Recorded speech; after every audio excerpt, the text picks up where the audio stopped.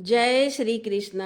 कार्तिक मास में पीपल पतवारी की कथा कही और सुनी जाती है, जिसको सुनने से अपार पुण्य मिलता है। कार्तिक मास में स्नान, दान, पूजा पाठ का विशेष महत्व होता है।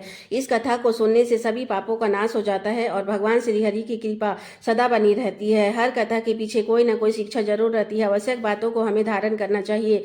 अब कथा का श्रवण करते हैं। सब्सक्राइब कर ले ताकि जन जन तक कथा को पहुंचाने में आप भी पुण्य के भागी बने। किसी गाँव में गुंजरी रहा करती थी। वह दूध दही बेचकर अपने परिवार का पालन पोषण करती थी। एक दिन उसने अपनी बहू से कहा कि जा बहू, आज तू जाकर दूध दही बेच कर आ।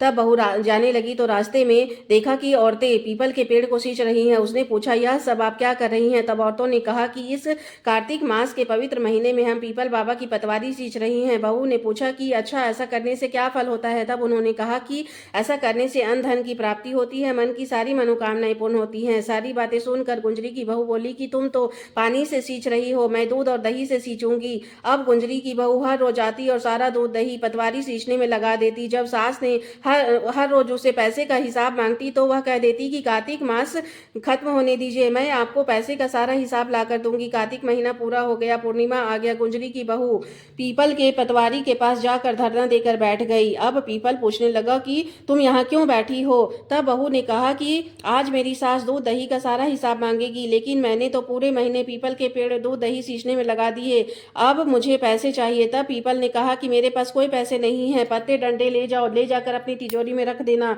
बहू ने वैसे ही किया। जब सास ने पूछा, लाओ बहू, दूध दही का सारा हिसाब लाओ। तब बहू ने कहा कि सारा हिसाब मैंने तिजोरी में रख दिया है। जब सास तिजोरी में जाकर देखी तो उसकी आंखें खुली की खुली रह गई। तिजोरी में बहुत सारा हीरा मोती जवाहरात भरा था। सास ने बहू से कहा कि इतना सारा धन तिजोरी में कहाँ से आया? तब बहू ने अपनी सारी बात सास को बताई। तब सास बोली कि मैं भी पीपल की पतवारी सींचूंगी, और वह दूध और दही लेकर पीपल की पतवारी सींचती और घर आकर बहू से कहती, चल बहू, अब मुझसे पैसे का हिसाब मांगता। बहू कहती कि कहीं बहू भी सास से हिसाब मांगती है? सास के बार बार कहने पर बहू ने सास उसको पैसे लाने को कहा। सास एक दिन पीपल के पास जाकर धरना देकर बैठ गई। पीपल ने उसे भी पत्ते और डंडे दिए, वह तिजोरी में लाकर रख दी। सास के कहने पर बहू तिजोरी में देखने गई तो वहां पर बहुत सारे कीड़े भरे थे।